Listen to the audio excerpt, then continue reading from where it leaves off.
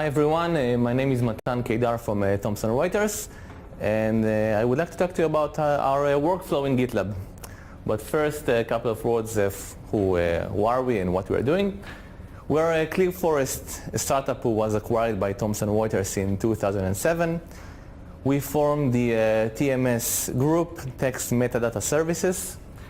What we bring to the table is state-of-the-art NLP and knowledge graph techniques and algorithms.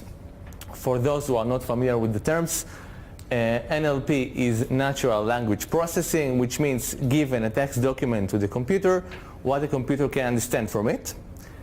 And knowledge graph means given all the information that the computer extracted, what can be done with it.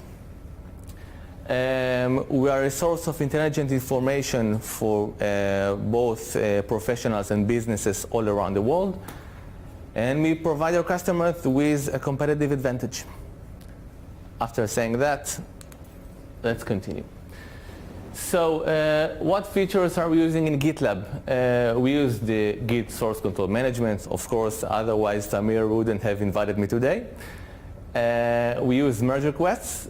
We integrated GitLab with Jenkins and Slack, and we use the issue tracking.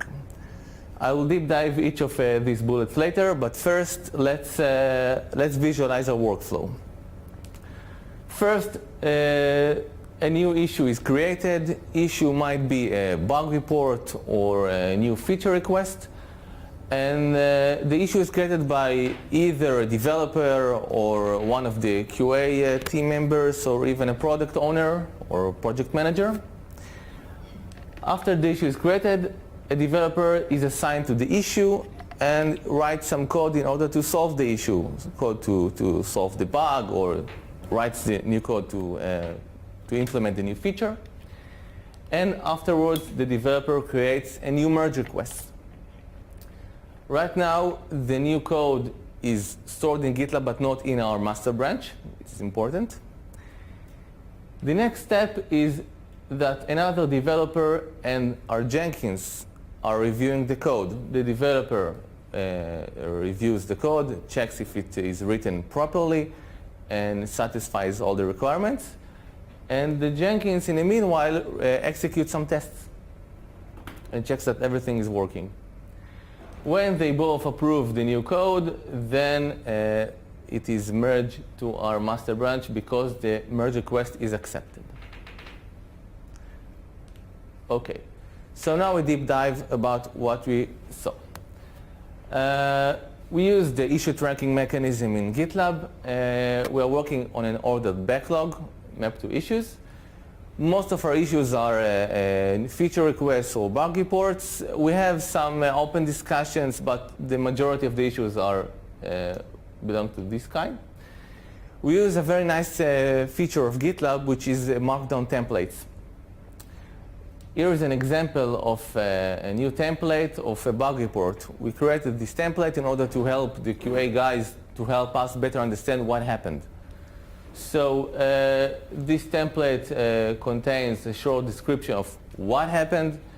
The system is a web application, so description of the full HTTP request, what is the expected HTTP response, and then the markdown is rendered to a very nice human readable format.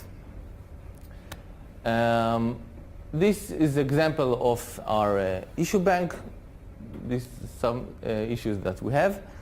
And we also use the issue board, which enables us to display the issues by status, so we can better understand what is happening in the project. Here we can see that there are some issues in our focus set, what issues are getting attention. In this column, we can see what issues are actually being worked on by the developers, what issues are being tested, and of course, which issues are completed. Okay. The next step is assignment. The developer is being assigned to an issue. In this screenshot, we can see that there is an open issue and a developer is being assigned to the issue. There is a very nice feature in this button which is creating a new branch according to the issue. Each issue has a unique feature branch, and in this way we can link between the code and the business together. So it helps us organize our workflow. The next step is merge requests. The merge request prevents bad code to be merged to our master branch. Each new code is being reviewed by either a team member and Jenkins. So it enables us to increase the knowledge sharing of the new code between team members. Moreover, when a new merge request is created, then Jenkins concurrently runs some tests on it and builds the system. So we can assure that new code does not break the system. Yeah, I already said that. Okay.